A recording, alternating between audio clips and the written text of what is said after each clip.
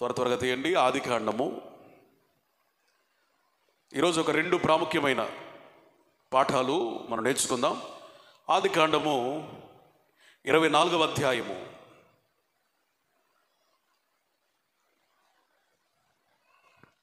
నలభైవ వచనాన్ని తీయండి. నేను చదువుతాను, మీరు చదవక్కర్లేదు. అప్పుడు నేను నా యజమానితో, ఆ స్త్రీ నా వెంట రాదేమని చెప్పినందుకు అతడు, ఎవని సన్నిధిలో నేను జీవించుతున్నానో ఆ యెహోవా నీతో కూడా తన దూతను పంపి నీ ప్రయాణమును సఫలము చేయను గనుక నీవు నా వంశస్థులలో నా తండ్రి ఇంట నుండి నా కుమారునికి భార్యను తీసుకుని వచ్చేదు. నీవు నా వంశస్థులు ఎందుకు వెళ్ళితివా? నీ ప్రయాణం విషయంలో నీకు బాధ్యత ఉండదు.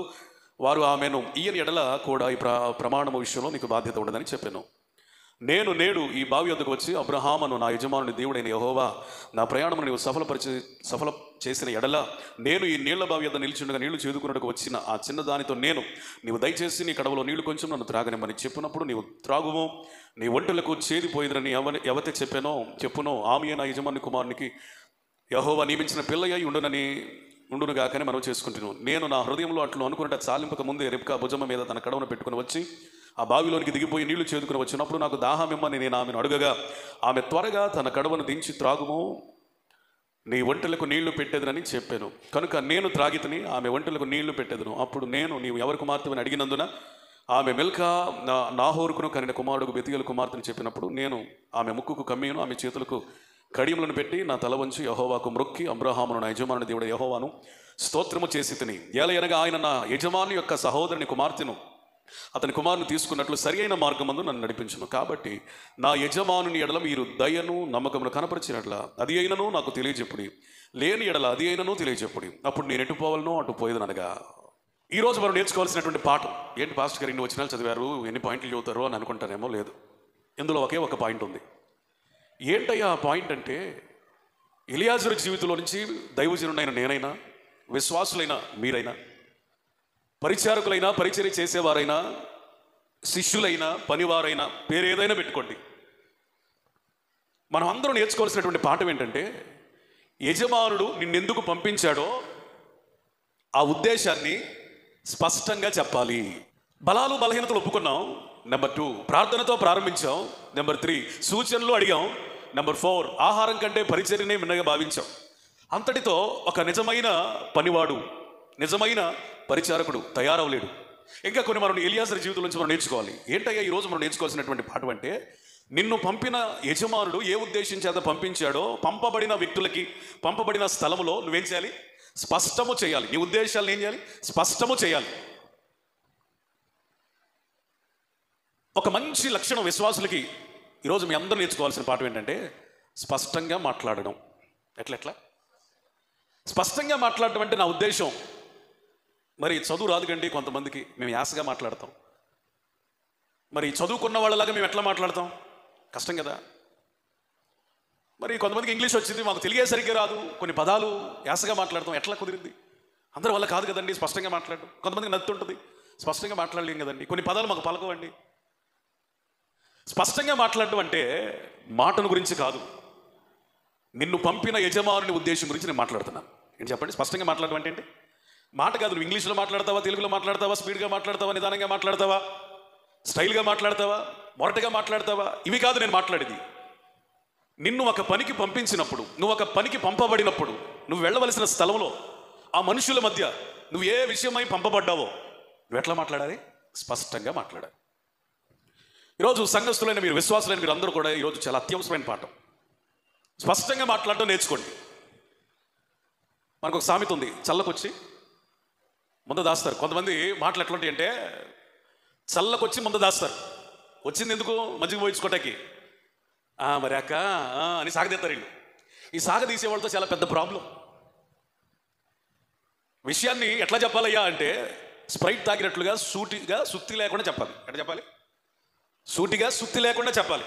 అది స్పష్టంగా మాట్లాడటం అంటే. కొంతమంది వీళ్ళకి అతి తెలివిలు ఎక్కువైపోయి సాగదీస్తూ ఉంటారు. అసలు ఆ మనిషి ఏం చెబుతుంది, ఏం చెప్పాలని అనుకుంటుంది, వినేవాడికి మెంటలెక్కాలి, పిచ్చెక్కాలి.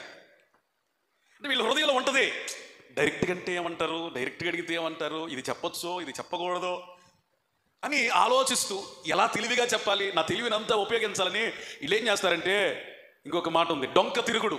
ఏ మాట? ఇప్పుడు తూర్పు పాలెం రావాలంటే ఎట్లా రావాలి మనం? చెప్పండి. ప్రతిపాడిచ్చి చక్కగా మంచి మార్గం వేశారు మనకి ప్రభుత్వ అధికారులు, రాజమార్గం లాంటి రోడ్డు ఉంది. అలా మనం వస్తే దాన్ని ఎట్లా రావడం అంటారు? స్పష్టంగా రావడం అంటారు. లేదంటే రోడ్డు రాకమునుపు మేము ఎట్టెళ్ళామని చూపిస్తామని చెప్పేసి మీరు నిమ్మగడ్డ వారి పాలు వెళ్ళి ఆ చెవిలో నుంచి అటొచ్చి అడ్డదారిని పడి నానా తంటాలు పడి వచ్చారనుకోండి, మొత్తానికి గమ్యం చేరుతున్నట్టుగానే ఉంటారు, కానీ ఎంత సమయం వ్యర్థం, ఎంత శక్తి వ్యర్థం, ఏమండి, ఎంత ఆరోగ్యం వ్యర్థం. మొత్తానికి స్పష్టంగా మాట్లాడకపోవడం వలన పంపించిన నీకు వ్యర్థమే జరిగింది, పంపించిన ఆయనకు కూడా వ్యర్థమే జరిగింది. ఏం జరిగింది?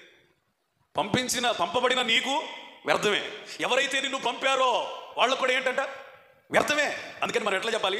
స్పష్టంగా, సూటిగా, సుత్తి లేకుండా మన ఉద్దేశాలు, ఎందుకు దేవుడు పంపాడు, లేదా ఎందుకు దైవజనుడు పంపాడు, లేదా ఎందుకు పంపబడ్డావు, అసలు ఏ పని మీద పంపబడ్డావు అనేది ఎట్లా చెప్పాలంట? స్పష్టముగా. Praise the Lord. స్పష్టంగా చెప్పడం అనేది నాయకుల లక్షణం. ఒక లీడర్కి ఉండాల్సిన క్వాలిటీ ఏంటి చెప్పండి? స్పష్టంగా చెప్పాలి, స్పష్టంగా మాట్లాడాలి, ఉద్దేశాలని వెల్లడి చేయాలి.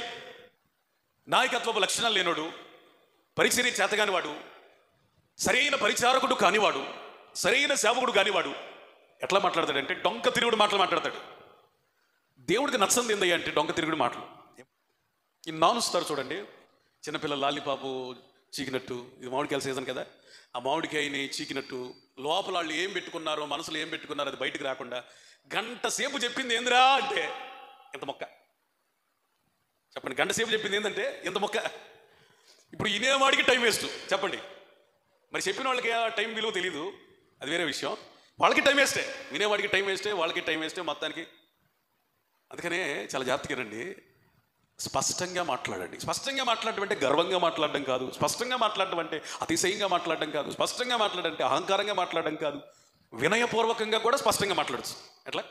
వినయపూర్వకంగా కూడా స్పష్టంగా మాట్లాడచ్చు. మీకు కొన్ని ఉదాహరణలు చెప్తే బాగా అర్థమైంది. పేతురు దగ్గరికే వద్దాం. పేతురు ఆత్మాభిషేకం లేనప్పుడు తప్పో ఒప్పో ప్రతిదీ కూడా తన ఉద్దేశాలను ఎట్లా బయటపెట్టాడండి? స్పష్టంగా. ఆత్మచేత నింపబడినప్పుడు, తన సువార్తకి అవరోధం ఏర్పడినప్పుడు, అభ్యంతరం కలిగినప్పుడు, అయ్యా యేసు ప్రభుని ప్రకటించకపోతే ఎట్టా? ప్రకటిస్తాంలేయ్యా, అభ్యంతరం పెట్టవాకండిలేయ్యా, సరేలే మీ ఇష్టం లేయ్యా, మీరు ప్రకటించమంటే ప్రకటిస్తాం, వద్దంటే వద్దు. ఇన్ని రకాలుగా ఏమైనా మాట్లాడాడు ఆయన అంతా స్పష్టంగా మాట్లాడాడు. చూస్తారా? రండి అపోస్తల కార్యానికి. అపోస్తల కార్యం 4వ అధ్యాయం 19వ వచనం 20 కూడా చదవమ్మా. అందుకు పేతురును యోహానును వారిని చూచి, దేవుని మాట వినుట కంటే మీ మాట వినుట దేవుని దృష్టికి న్యాయమా? మీరే చెప్పండి. మేము కన్న వాటిని విన్న వాటిని చెప్పకుండా ఉండలేమని వారికి ఉత్తరం ఇచ్చారు. సరే, చప్పట్లు కొట్టి స్తోత్రం చెప్పండి. హల్లెలూయా. స్పష్టంగా మాట్లాడేటువంటిది. మేము నీ చిత్తం చేయాలా, దేవుని చిత్తం చేయాలా? దేవుని చిత్తం చేయటం మంచిదా, మీరు చెప్పింది తింటే మంచిదా? మేము కన్న వాటిని విన్న వాటిని చెప్పకుండా ఉండలేము, ప్రకటించకుండా ఉండలేము. మా వల్ల కాదు. తెగించి స్పష్టంగా దేవుడు వారిని ఎందుకు పంపారో, వారి పరిచర్య ఏంటో, ఏం చేయటానికి పేతురుని యోహానుని పరిశుద్ధాత్మను నింపి పంపాడో అక్కడున్న ప్రజలకి స్పష్టీకరించారు, క్లారిటీ ఇచ్చారు. స్తోత్రం. Praise the Lord. ఇదండి ఒక పనివానికి ఉండాల్సిన లక్షణం. నువ్వెందుకు పంపబడ్డావో స్పష్టంగా చెప్పాలి. చెప్పకుండా అక్కడ తాత్సారం చేసేవనుకో, ఆలస్యం చేసేవనుకో, నీళ్లు నవ్విలేవనుకో, సాగదీసేవనుకో, సొంత కవిత్వాలు చెప్పేవనుకో, ఏమైంది? నువ్వు కపటమైన వేషధారిగా మారుతావు. ఇదంతా మనకొద్దు. ఎట్లా చెప్పాలి? పేతురు యోహానుల వలె మేము చెప్పకుండా ఉండలేవండి. అయిపోయింది కథ. ఇంత స్పష్టంగా చెప్పినందుకు శ్రమలు వచ్చాయి, రాలేదని నేను చెప్పను. భాస్కర్ గారండి, ఇంత డైరెక్ట్గా మాట్లాడితే గొడవలు అవుతాయేమోనండి, ఇంత డైరెక్ట్గా వాక్యం చెబితే అదే ఇద్దేమోనండి, ఇద్దేమోనండి, ఇంత డైరెక్ట్గా మాట్లాడితే. చాలా మందికి ఉన్న అతి తెలివిది. నేనంటాను, డైరెక్ట్గా మాట్లాడిన వాళ్ళే మీకు బైబిల్లో నాయకులుగా కనబడతారు. స్తోత్రం. డొంక తిరుగుడుగా మాట్లాడేవాళ్ళు, నానించేవాళ్ళు, సాగదీసేవాళ్ళు, చెప్పిందే చెప్పినవాళ్ళు, అసలు విషయం చెప్పకుండా ఊరు మొత్తం చుట్టేసి లాస్ట్లో ఒక మొక్క చెప్పేవాళ్ళు, వీళ్ళు ఎవరు నాయకులుగా కనబడరు. మీరు చూడండి బైబిల్లో.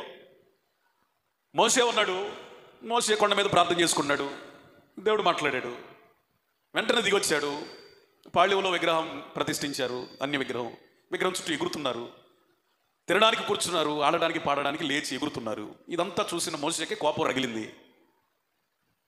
వెంటనే అహరోను ఖండించాడు. ఈ ప్రజలు ఏం చేశారని ఇంత పాతకం కట్టుకున్నావు అన్నాడు, ప్రశ్నించాడు. ఆయన ఏదో అబద్ధం చెప్పాడు. వెంటనే దీన్ని కాల్చివేయండి, దీనిని అందరూ తాగండి, బూడిద అన్నప్పుడు అందరూ తాగారు. యెహోవా పక్షముగా ఉన్నవారు రండి అన్నప్పుడు వచ్చారు. మీ అక్కనైనను చెల్లినైనను అన్నదమ్ములని ఎవ్వరు భేదం చూడకుండా అందరిని సంహరించండి, మిమ్మల్ని మీరు ప్రతిష్ఠితులుగా చేసుకోండి. ఇక్కడ ఎక్కడైనా డొంక తిరుగుడు కానీ, ఊరు మొత్తం తిరిగి వచ్చినట్టుగా కానీ, నాంచినట్టుగా కానీ ఎక్కడ మీకు కనపడుతుందా? స్పష్టం. ఎందుకు ఈ పని చేశావు? క్లారిటీ, బెదరలేదు. విగ్రహాన్ని కాల్చివేయండి, క్లారిటీ, స్పష్టమైన ఉద్దేశం. తాగండి, స్పష్టమైన ఉద్దేశం. యెహోవా పక్షంలో ఉన్నవారు రండి. దానికి ఒక మీటింగ్ వేసి, అహరోనా నువ్వే బెదిరేవంటే మరి నాకు కూడా ఎఫెక్ట్ ఉంటుంది కదా, మరి ఇన్ని రోజులు వీళ్ళని అబ్జర్వ్ చేసావు కదా, ఏంటంటావు వీళ్ళ మైండ్ సెట్, ఎట్ట మాట్లాడితే సెట్ అయింది, మరి ఏం చేద్దాం అని చర్చా గోష్ఠి పెట్టలేదు, బాతకాన్ని వేయలేదు. పరిశుద్ధాత్ముడు ఏదైతే మాట్లాడమన్నాడో అది మాట్లాడాడు. స్తోత్రం చెబుతారా? Praise the Lord. తద్వారా ఏం జరిగింది? వ్యతిరేకించేవాళ్ళు లేకపోలేదు, కానీ దేవునికి కొందరు అనుకూలపరచబడ్డారు. స్తోత్రం చెబుతారా? Praise the Lord. అనేకులు ఏమయ్యారట? దేవుని పక్షమున చేరారు. ఎవరి పక్షమున? నేనేమంటానంటే, మనం స్పష్టంగా మాట్లాడడాన్ని బట్టి వ్యతిరేకించే వాళ్ళు లేరు అని పొరపాటును కూడా అన్నాం, ఉంటారు. అట్ ద సేమ్ టైం యెహోవా పక్షమున ఉన్నవారు రండి అన్నప్పుడు ఎవరి యొద్దకు వచ్చారు? స్పష్టంగా ఉంది అక్కడ, మోషే యొద్దకు వచ్చారు. అంటే స్పష్టంగా మాట్లాడిన బట్టి చెదారాన్ని వదిలించుకొని దేవుని కొరకు నిలబడిన వారిని మోషే సంపాదించుకున్నాడు. చేతులెత్తి స్తోత్రం చెప్పండి. Praise the Lord. నీ జీవితంలో కూడా తోటి విశ్వాసులతో నువ్వు స్పష్టంగా మాట్లాడగలిగితే చెత్తలాంటి వాళ్ళని కోల్పోతావు, అమూల్యమైన వారిని సంపాదించుకుంటావు. ఈ విగ్రహానికి మొక్కపోతే మేము అగ్ని లేస్తాం అన్నారు, అంతే. వాడు రాజా భేదా అని చూడాల. నెబుకద్నెజరు, ఇందుని గురించి నీకు ప్రత్యుత్తరం ఇవ్వాల్సిన అవసరం లేదు. మండుచున్న వేడి మిగల ఈ అగ్నిగుండంలోంచి మా దేవుడు మమ్మల్ని తప్పించుటకు సమర్థుడు, ఒకవేళ తప్పించకపోయినా విగ్రహానికి మేము మొక్కము. ఎక్కడైనా డొంక తిరుగుడు మాట ఉందండి? నంచారా? ఎంత బాగా మాట్లాడారో చూడండి. తర్వాత ఏమైద్దో, ఏమైంది? అగ్నిలోనే వేస్తానన్నప్పుడు ఇక రాజుతో ఎట్లా మాట్లాడితే ఏమి? రాజు కంటే, రాజాజ్ఞ కంటే, ప్రతిమకు మొక్కడం కంటే మాకు ఏది ముఖ్యమో తెలుసా? మా దేవుడు మమ్మల్ని బానిసలుగా చేశాడు కానీ, బానిసలుగా ఉంచాడు కానీ బానిస ఆత్మ మాలో లేదు. స్తోత్రం చెప్పండి. మాలో ఉన్నది పరిశుద్ధాత్ముడు. హల్లెలూయా. పేరుకి మేము ప్రజలకు బానిసలంగా కనబడుతున్నాం కానీ మాలో ఉన్న ఆత్మ పరిశుద్ధాత్మ. కొంతమంది పైకి చాలా హుందాగా ఉంటారు, చాలా పెద్ద ఇదిగా ఉంటారు. వాళ్ళలో పనిచేసే ఆత్మ ఏంటో తెలుసా? దాస్యపు ఆత్మ. ఈ ఆత్మ మనుషులు ఏది చెబితే అది చేస్తారు. వాళ్ళు అట్ట కాదంటే చేయరు, ఇట్టంటే చేస్తారు, వద్దులే అంటే చేయరు, చేయలే అంటే చేస్తారు. అంటే మనుషుల చేత నడిపించబడతారు వీళ్ళు. ఇది దాస్యపు ఆత్మ. ఈ లోకంలో ఒకవేళ మనం అన్యులకి కానీ, రక్షించబడిన వారికి కానీ దరిద్రులుగా కనపడచ్చు, దైన్యమైన పరిస్థితిలో ఉండొచ్చు, దాసులుగా కూడా ఉండొచ్చు, పిరికి వారిగా కూడా ఉండొచ్చు, దౌర్భాగ్యులుగా ఉండొచ్చు, ఎవరికి అట్టన్నా కనపడని. నీలో దాస్యపు ఆత్మ పనిచేయకూడదు, పరిశుద్ధాత్మ పనిచేయాలి. స్తోత్రం. పరిశుద్ధాత్మ పనిచేస్తే షడ్రక్ మెషక్ అబేద్నెగో లాగా మాట్లాడతావు. ఇందుని గురించి ప్రత్యుత్తరం ఇవ్వాల్సిన అవసరం మాకు లేదయా. దీని గురించి పెద్ద వివరణ, ఎక్స్ప్లెనేషన్ ఇవ్వాల్సిన అవసరం కూడా మాకు లేదు. వేస్తావా? వేసేసే.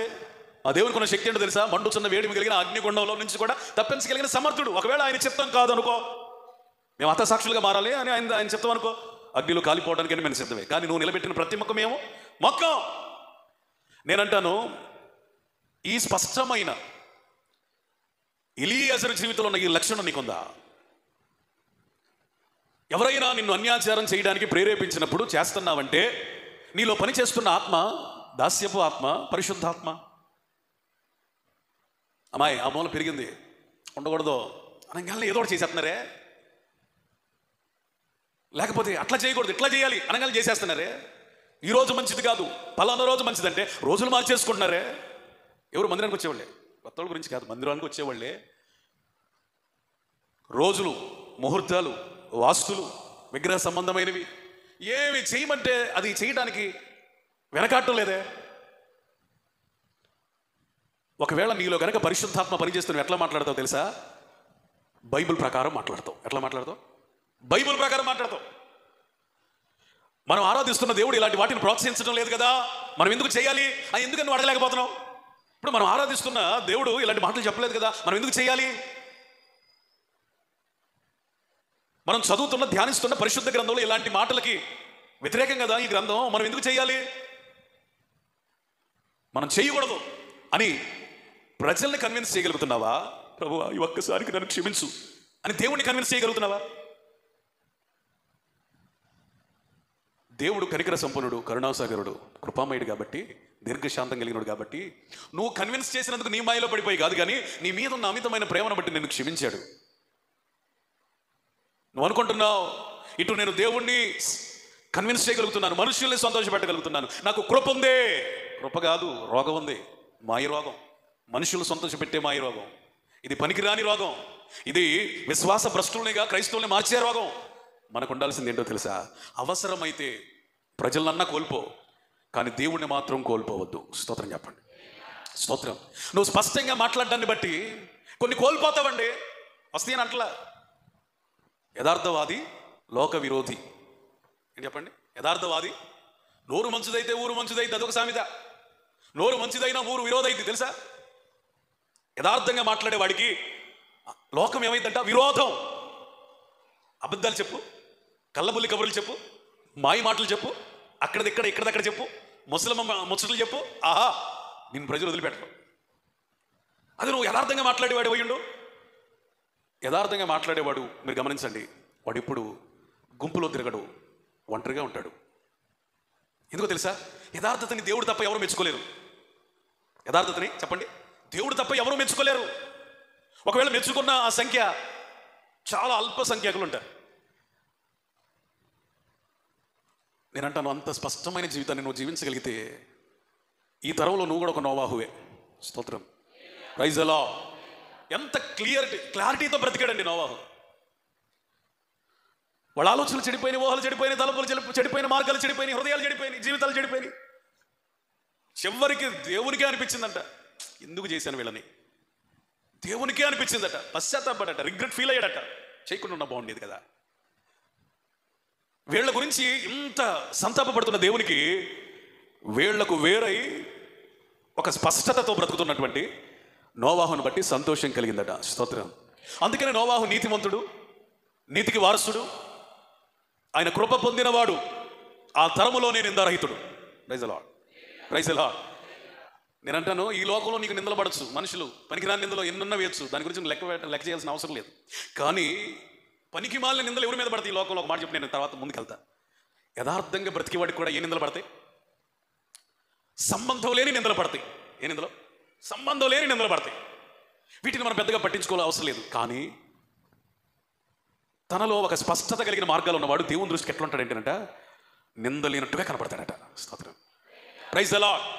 ఇప్పుడు ప్రజల నిందలు తప్పించుకోవడానికి భక్తి చేద్దామా? దేవుని దృష్టిలో నిందారహితులుగా బ్రతకడానికి భక్తి చేద్దామా? దేవుని దృష్టిలో నిందారహితులముగా కనబడుటకు స్పష్టంగా మాట్లాడడం నేర్చుకోండి. నేనంటాను,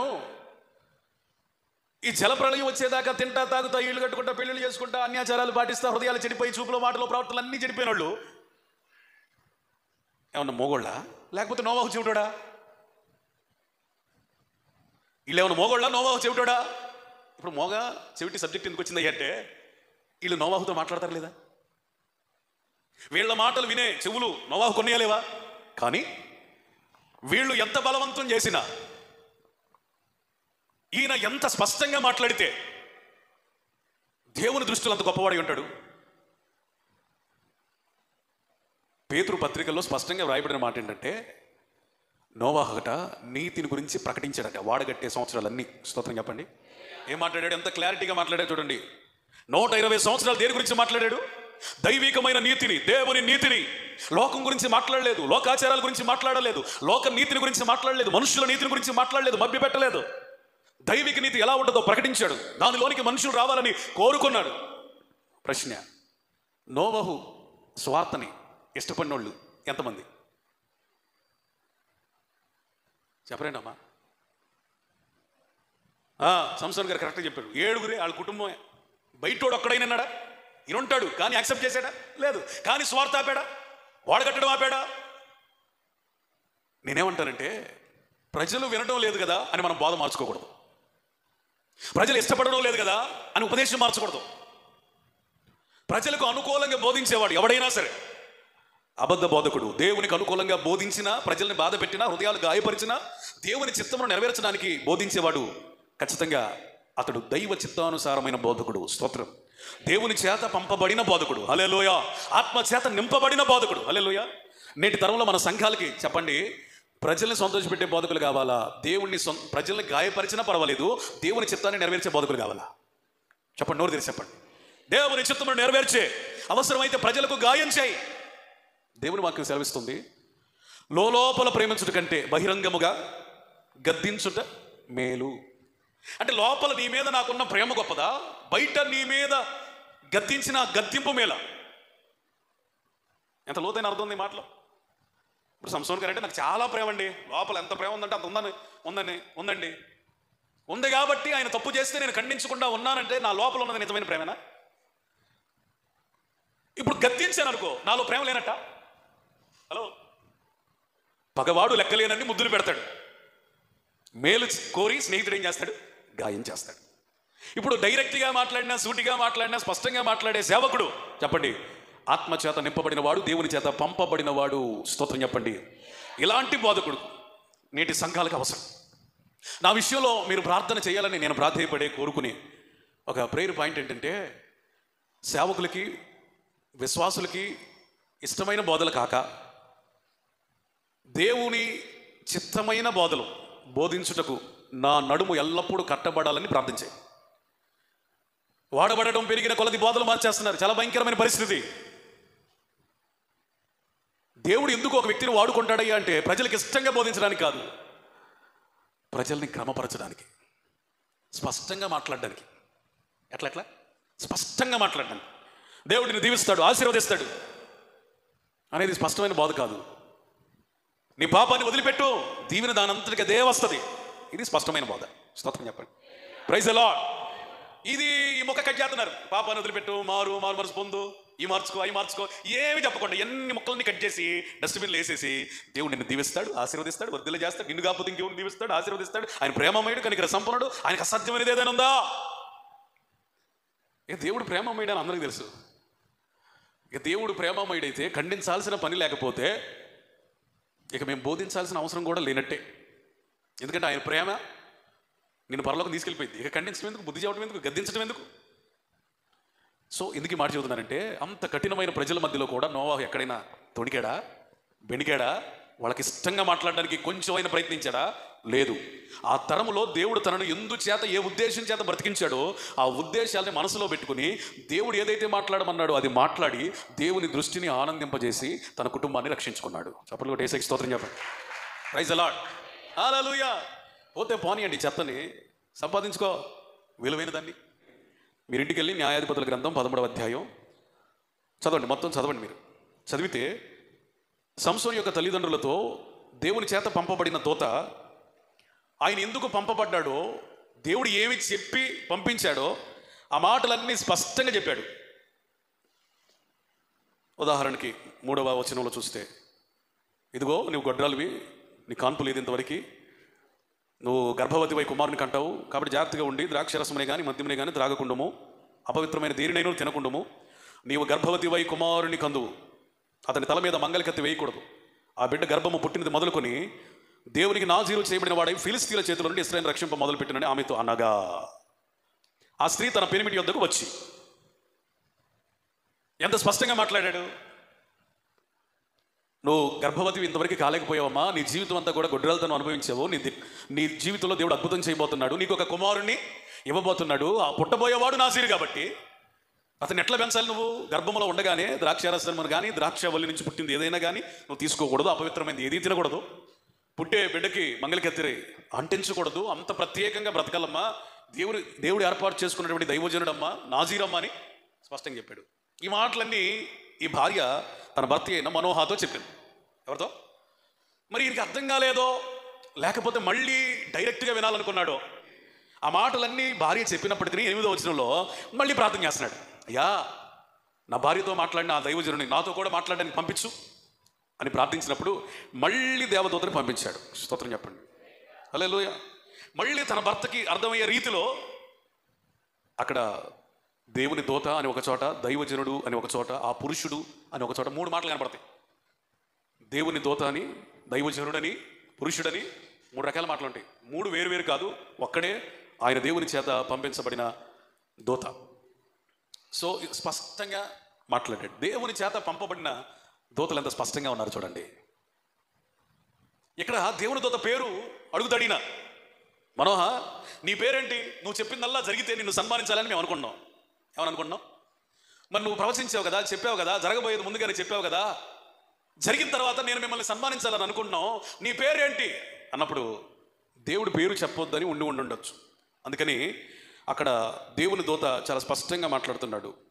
18వ వచనం, దేవుని దూత నీవేళ నా పేరు అడుగుచున్నావు, అది చెప్పశక్యము కానిది. స్తోత్రం చెప్పండి. Praise the Lord. అంటే దేవుడు చెప్పమన్నది చెప్పాడు, చెప్పొద్దన్నది.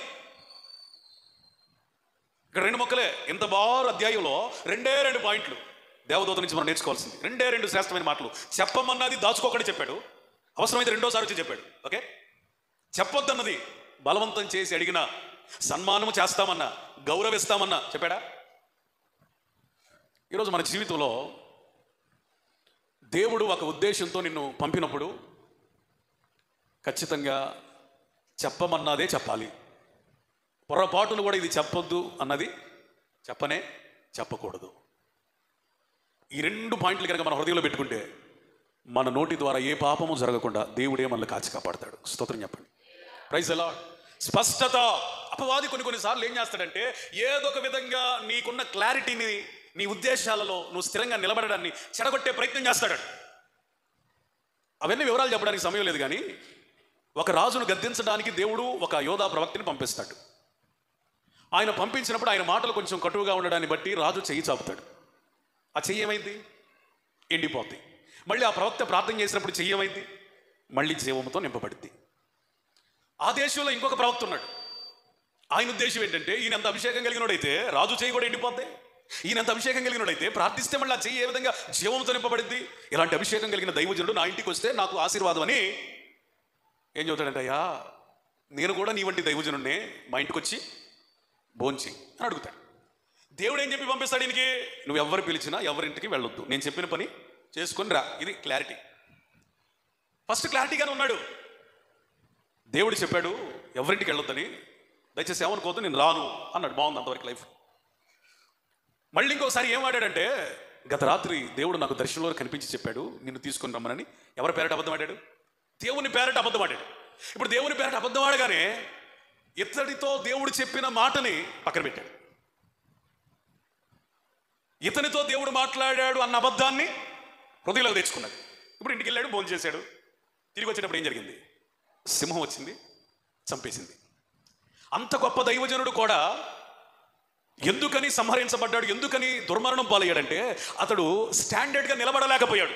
దేవుడు చెప్పిన సత్యంలో, దేవుడు చెప్పిన సలహాలో, దేవుడు హెచ్చరించిన హెచ్చరికలో, దేవుడు నియమించిన నిబంధనలో స్టాండర్డ్గా ఉండలేక ఇతరులు చెప్పిన అబద్ధాలలో ఏమైపోయాడు? పడిపోయాడు.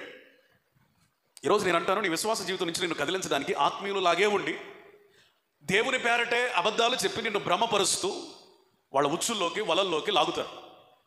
అప్పుడు నీ స్థాయిని, నీ ప్రమాణాన్ని, దేవుని పిలుపుని, దేవుడు నీ హృదయంలో పెట్టిన ఉద్దేశాన్ని, దేవుడు అప్పగించిన పరిచర్ని నువ్వేం చేయాలి? కాపాడుకోవాలి. స్తోత్రం చెప్పండి. హల్లెలూయా. సంఘంలో ఉన్న ఎవరైనా గుర్తుపెట్టుకోండి, ఈ సింహము నోట దుర్మరణం పొందిన ఈ దైవజనుని జీవితం నుంచి మనం నేర్చుకోకూడదు ఏంటి అంటే, మనకి ఏ పరిచర్య అప్పగించబడిందో అదే చేయాలి. ఏం చేయాలి? ఇప్పుడు నేను సౌండ్ సిస్టమ్ అప్పగించాను, సౌండ్ సిస్టమే చేయాలి, ఇంకొకటి చేయకూడదు. మరియమ్మ గారికి సండే స్కూల్గా అప్పగించాను, అదే చేయాలి, ఇంకొకటి చేయకూడదు. నాకు దేవుడు ఈ సేవను అప్పగించాడు, ఇదే చేయాలి. నేను పొలం కొని కౌలుకి ఇస్తానంటే అట్ట ప్రతిదానికి ఏముంది? ఒక క్లారిటీ ఉంది. నీ పని నువ్వు చెయ్యి, నీ పని నువ్వు చెయ్యి, నా పని నేను చేస్తా. అప్పుడు మన పరిచర్ని దేవుడు దీవిస్తాడు. స్తోత్రం చెప్పండి. Praise the Lord. నేను అది చేస్తాను, ఇది చేస్తాను అని ఈ దైవజనులాగా మనం ప్రజల ఆలోచనలో పడిపోయాం అనుకోండి. మనకు కావాల్సింది ప్రజల ఆలోచన కాదు, ప్రజల అభ్యర్థన కాదు, ప్రజల పొగడ్త కాదు, ప్రజల మన్నన కాదు, ప్రజల ఇక ఏదైనా కాదు. మనకు కావాల్సింది దేవుని ఆజ్ఞ. స్తోత్రం చెప్పరా? హల్లెలూయా. దేవుని ఆజ్ఞ ద్వారా మనం చేసిన పరిచర్య చిన్నదైనా అది గొప్పగా వర్ధిల్లుద్ది. హల్లెలూయా. దేవుని ఆజ్ఞ కాకుండా నీ స్వచిత్తాన్ని బట్టి, సొంత ఇష్టాలను బట్టి, ఇష్టానుసారంగా చేసేది ఎంత గొప్పదైనా చెప్పండి, కొంతకాలానికి అది ఫలితాలను ఇవ్వలేదు, ఆ పరిచర్య ఫలితాలను ఇవ్వలేదు అనే సంగతి కొంచెం పక్కన పెడితే నీ జీవితానికి నష్టం. అందుకని నేనేమంటానంటే, దేవుడు చెప్పింది చేసి తిరిగి వచ్చి, అయ్యా నువ్వు చెప్పింది చేశానయ్యా, ఈ మధ్యలో పిలిచారు కానీ నేను వెళ్ళలేదు, అయ్యా ఆ విధమైన స్థిరత్వం నీవు నాకు ఇచ్చినందుకు వందనాలయ్యా అని దేవుని సన్నిధిలో ఆ పరిచయం అప్పగిస్తే దేవుడు ఆ వ్యక్తిని ఇంక ఏ కోణంలో నడిపించేవాడు కదా. స్తోత్రం చెప్పండి. హల్లెలూయా. రాజుల చేతులనే ఎండ చేసిన అభిషేకం కలిగిన వాడు ప్రార్థించగా, రాజుల చేతులనే జీవంతో నింపగలిగిన అభిషేకం కలిగిన వాడు దేవుని మాట వింటే ఆ పరిచర్యకు విస్తరించేదంటారా లేదంటారా? చోట్ల మీరు కానీ కొద్దిపాటి ప్రలోభాలకి లొంగిపోవడాన్ని బట్టి పరిచర్య మహిమకరంగా జరిగినప్పటికీ ఆ తర్వాత పార్టీ ఏమైందయ్యా అంటే తన ప్రాణమే పోయింది. నా ప్రియ సహోదరి సహోదరులారా, దేవుడు మనకు అప్పగించింది మనం చేద్దాం. స్తోత్రం చెప్పండి. అప్పగించనిది పొరపాటును కూడా చెయ్యొద్దు. స్తోత్రం. చెప్పింది చేద్దాం, చెప్పంది పొరపాటును కూడా చెయ్యొద్దు. చెప్పింది చెబుదాం, చెప్పంది పొరపాటును కూడా చెప్పొద్దు. స్తోత్రం చెప్తారా? Praise the Lord. ఈ మాటలు ఆశీర్వాదకరంగా ఉన్నాయి అన్నవాళ్ళు చేతులెత్తి స్తోత్రం చెప్పండి. Praise the Lord. ఒకవేళ చెప్పనిది చేస్తే ఏం జరిగింది? ఆ సింహం అక్కడ కొత్త నిబంధన ఉపదేశ ప్రకారం ఎవరిని మృంగుదమా అని గర్జించు సింహం ఏం చేస్తుంది? అటు ఇటు తిరుగుతుంది. నవలటం లేదు, కొరకటం లేదు, టోటల్గా ఒకేసారి మింగేటివే. నేనేమంటానంటే చెప్పింది మనం చేస్తే మింగబడము, చెప్పింది కాకుండా ఎక్కువ చేస్తే అపవాది ఏం చేస్తాడు?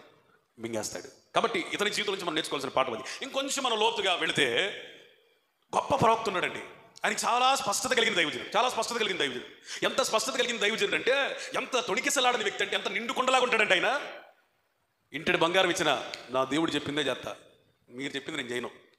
ఎవరనుకున్నా నేను దైవజనుడినే అని మాట్లాడే దైవజనుడు ఎవరైనా బిలాం. స్తోత్రం చెప్పండి. Praise the Lord. నిజంగా అలాంటి మాటలు దేవుడికి ఇష్టం. ఎలాంటి మాటలు? ఇంటిని బంగారం ఇచ్చినా నేను దేవుడు ఏదైతే చెప్పమంటానో అదే చేస్తా, కనిపెడతా, వెళ్ళమంటే వెళ్తా, వస్తాను, లేకపోతే ఆగిపోతాను. సూపర్. మన నుండి ఇలాంటి తీర్మానాలతో సమర్పణతో కూడిన మాటలు వినాలని దేవుడు ఆశపడుతున్నాడు. స్తోత్రం చెప్పండి. Praise the lord.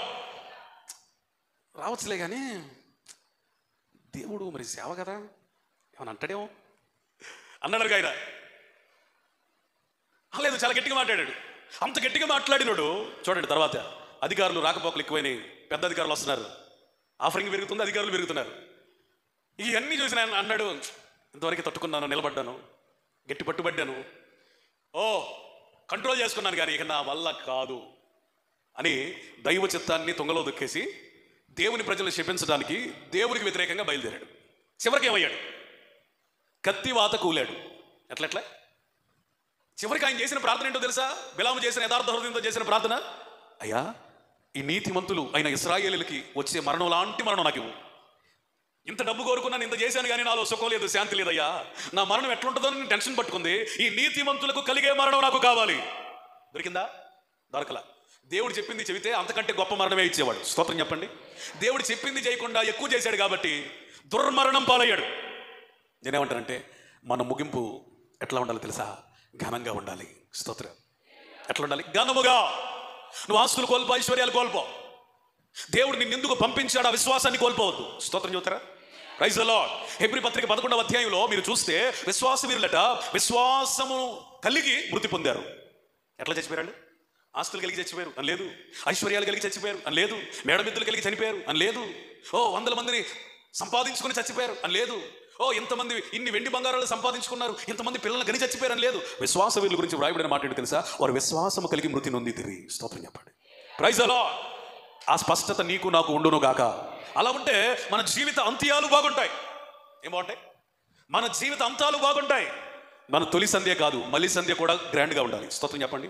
ఇంకొంచెం ఎక్కువగా చెప్పాలంటే తొలి సంధ్య కంటే మలి సంధ్య ఇంకెక్కువ బాగుండాలి. హల్లెలూయా. తొలి సంధ్య అంటే నీ పుట్టుక, మలి సంధ్య అంటే నీ మరణం. ఎవరితో అంతం? ప్రారంభము కంటే. అబ్రహాం గారు ఒక మంచి పాట పాడతాడు. ప్రారంభము కంటే చెప్పండి ఏది గొప్పది? ముగింపు శ్రేష్టం. స్తోత్రం చెప్పండి. హల్లెలూయా.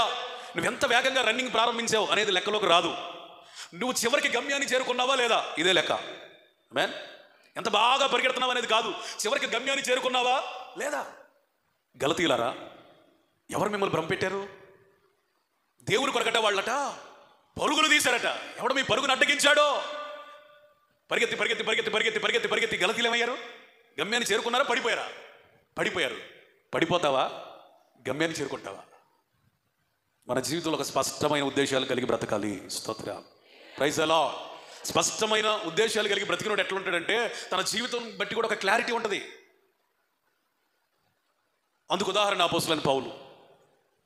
మంచి పోరాటం పోరాడి తిని విశ్వాసాన్ని కాపాడుకున్నాను, నా పరుగు కడముట్టించాను, నా కొరకు ఒక నీతి కిరీటం ఉన్నది. చప్పట్లు కొట్టి యేసుకి స్తోత్రం చెప్పండి. ప్రైజ్ ఎలా! ఎంత గొప్ప స్పష్టత! మంచి పోరాటం పోరాడాను, పోరాటంలో ఎక్కడ వెనుదిరగలేదు, భయపడలేదు, దిగులు రానిలేదు. చచ్చు పోరాటం కాదు, భయపడుతూ పోరాడింది కాదు, బ్రతకాలని ఆశతో పోరాడింది కాదు. చావైనా రేవైనా బ్రతుకుట క్రీస్తే, చావైతే మరి లాభం అనుకొని పోరాడా. మంచి పోరాటం అది. స్తోత్రం చెప్పండి. విశ్వాసం కాపాడుకున్నా. ఏం కాపాడుకున్నా? ఏం కాపాడు? ఆస్తులా? ఏం కాపాడుకున్నా? విశ్వాసం. అంత గట్టిగా పట్టుకున్నాడు చూడండి. నా పరుగు కడముట్టించాను అంటే అతడు తెలుసు, ఇంకా నేను చేయాల్సింది ఏది లేదు కాబట్టి నాకేముంది? స్తోత్రం చెప్పండి. మరి నీకేమో ప్రార్థన వింటున్నాడంటావా వింటలేదంటావా? ఇక్కడే దెబ్బ కొడుతుంది. నీకు ప్రార్థన వింటున్నాడో వింటలేదో స్పష్టత లేదు. మరి పౌలు గారేమో నాకు ఆల్రెడీ నీతి కిరీటం దాచించాడయ్యా అన్నాడు. స్తోత్రం చెప్తారా? ఈ మాటలు ఎట్లా వస్తాయి అంటే, బ్రతికినప్పుడు స్పష్టంగా బ్రతికితే చనిపోయేటప్పుడు కూడా స్పష్టంగా చదవగలుగుతాం. అందుకని నేనేమంటానంటే, నిన్ను పంపిన యజమానుడు, పరమ యజమానుడు దేవుడు ఏది చెప్పమన్నాడు అది చెప్పు, ఏది చేయమన్నాడు అది చెయ్యి, ఎక్కడికి వెళ్ళమన్నాడు అక్కడికి వెళ్ళు. స్పష్టత. ఎలియేజరు తను ఎందుకు వచ్చాడో, ఎందుకు పంపబడ్డాడో, తన యజమానుడి ఉద్దేశం ఏంటో తనని పంపించడంలో అన్ని కూలంకషంగా రిబ్కా యొక్క ఇంటి వారందరితో కూర్చొని పంచుకుంటున్నాడు. స్తోత్రం చెప్పండి. Praise the Lord. ఈరోజు నేనంటే నీకు కూడా అంత స్పష్టత ఉండాలి. యేసయ్యకి స్తోత్రం చెప్పండి. యోహాను గురించి తన తల్లిదండ్రులకు చెప్పే సంభవాన్ని చూద్దాం. 1వ అధ్యాయం 8వ వచనం. జకర్యా తన తరగతి క్రమం చొప్పున దేవుని ఎదుట యాజక ధర్మం జరిగించుచుండగా యాజక మర్యాద చొప్పున ప్రభు ఆలయంలోకి వెళ్ళి ధూపం వేయటకు అతని వంతు వచ్చెను. ధూప సమయం ముందు ప్రజల సమూహం అంతా వెలుపల ప్రార్థన చేయుచుండగా ప్రభు దూత ధూప వేదిక కుడి వైపు నిలిచి అతనికి కనబడగా జకర్యా అతని చూసి తొందరపడి భయపడిన వాడాయను.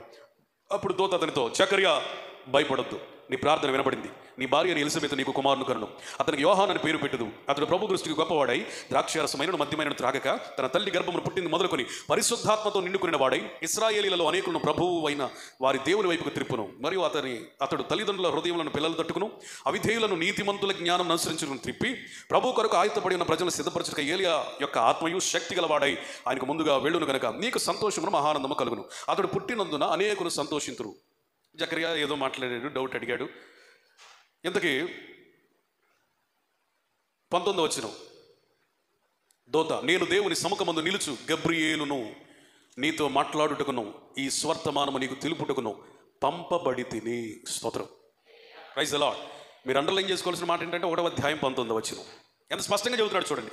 ఈ మంచి మాటలు నీకు తెలుపుటకు, నీతో మాట్లాడడానికి నేను పంపబడ్డాను. స్తోత్రం చెప్పండి. ఎందుకు పంపబడ్డాడో స్పష్టంగా పంచుకుంటున్నాడు. ఏమి చెప్పమన్నాడో స్పష్టంగా చెప్పాడు. అంత మాత్రమే కాదు, ఇతడు అవిశ్వాసి అయినందున స్పష్టంగా తనకు వచ్చే తీర్పు కూడా చెప్పాడు. ఏంటి? పిల్లోడు పుడతాడని సంతోషమైన వార్త చెబుదామని ఇచ్చాడు. ఈయనకేమొచ్చింది? డౌట్ వచ్చింది. ఏం డౌట్ అది?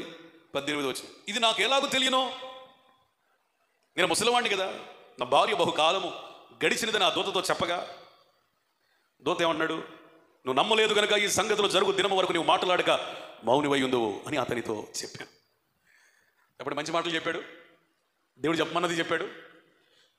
దేవుడు చెప్పుంటాడు, ఒకవేళ అతను నమ్మకపోతే దానికి గుర్తేంటో తెలుసా? అతనికి విశ్వాసము కలిగించే పనిష్మెంట్ ఇది. ఏంటంటే, నా మాటలు జాగ్రత్తగా అర్థం చేసుకోవాలి. అతనికి విశ్వాసమును కలిగించే శిక్ష. ఏంటా శిక్ష? పిల్లలు పుట్టేదాకా మాటలు రావు. అంటే ఇప్పుడు మీరేం అర్థం చేసుకున్నారు? ఎప్పటి నుంచి మాటలు రాలేదు అతనికి? ఎప్పటి నుంచి రాలేదు? దేవదూత మాటలాడిన మరుక్షణం నుండే బంధు. ఎన్ని నెలలో? మరి 9 నెలల్లో, 10 నెలల్లో.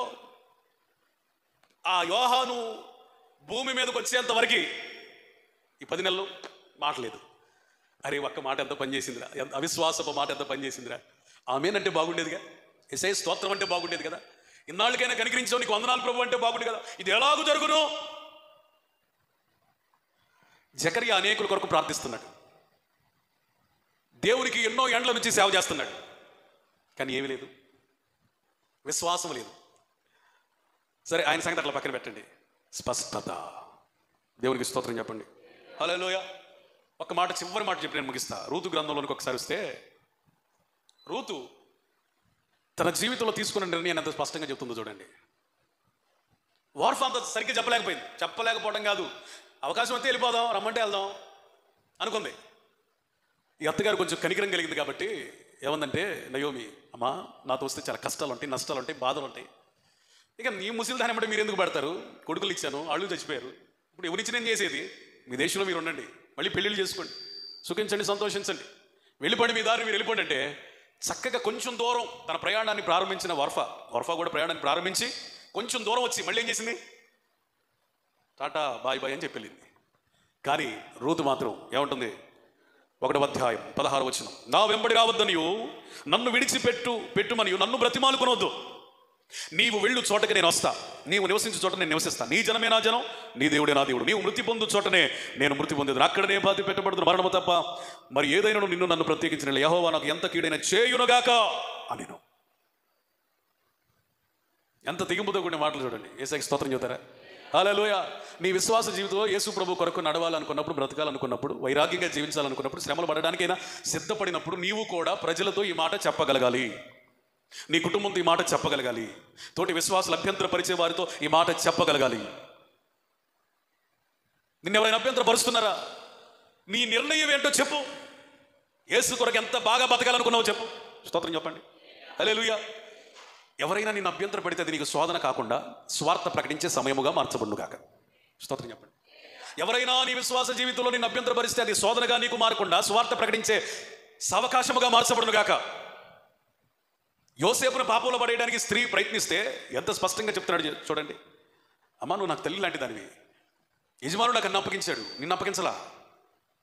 నీతో పాపం చేసి దేవుని దృష్టికి నేను కీడు ఎలా కట్టుకుంటానో చేయను అని దేవుని గురించి, తన పరిశుద్ధంగా ఎలా బ్రతకాలనుకుంటున్నాడో, తన స్థితి ఏంటో, ఎందుకు నియమించాడో దేవుడు అవన్నీ స్పష్టంగా మాట్లాడి అవసరమైతే పై వస్త్రాన్ని కోల్పోయాడు, కానీ నీతి అనబడిన పై వస్త్రాన్ని కోల్పోలేదు. స్తోత్రం చెబుతారా?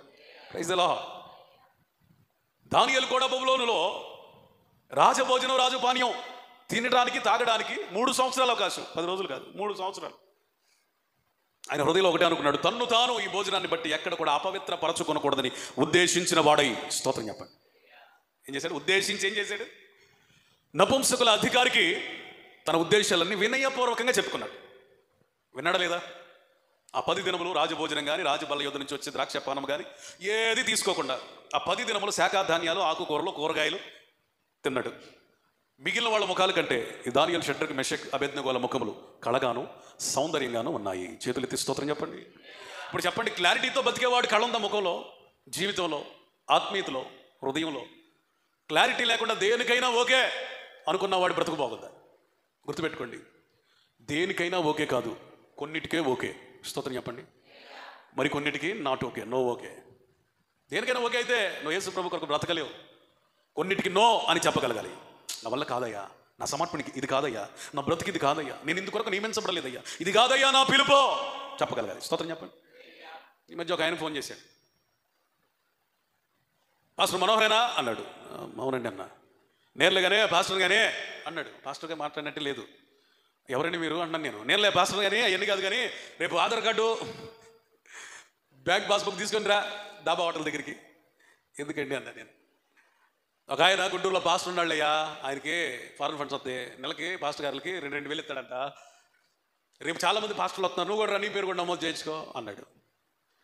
నాకు అవసరం లేదన్నా. ఏమన్నారు? నాకు అవసరం లేదు. సరే అయితే ఓకేనండి అని పెట్టేసి నేనంటాను, మనం దేవుడు ఎందుకు పిలిచాడు? ఏం చేయమంటున్నాడు? ఎలా బ్రతకమంటున్నాడు? దానియేలులాగా నీకు ఒక స్పష్టత ఉంటే రాజులు మారొచ్చు, రాజ్యాలు మారొచ్చు. నీ దీవెన ఎవడు ఆపలేడు. స్తోత్రం చెబుతారా? Praise the Lord. నీ దీవెన ఎవడు ఆపలేడు. హల్లెలూయా. ఓటుకి నీకు 10,000 ఇస్తానన్నారు అనుకోండి, ఏంటి నీ మాట? స్తోత్రం చెప్పరండి అమ్మా. నిలబడతావా? గట్టిగా యేసయ్య కొరకు నిలబడతావా? 3 సంవత్సరాలు వచ్చే ఫ్రీ భోజనం, అది కూడా మామూలు భోజనమా? Rajabhojanam, royal food, తృణప్రాయంగా వదులుకున్నాడు. నీకు ఆ రోజు ఉండి వారంలో అయిపోయి 10,000 ఇచ్చారనుకో, అమ్మాయి అయ్యా మీరు మాకేం ఓటు వేయాలి అని 10,000, ఒక్క ఓటుకి 10,000, నలుగురికి 40,000. 40 ఏంటి నీ పరిస్థితి? నిలబడతావా? పడిపోతావా?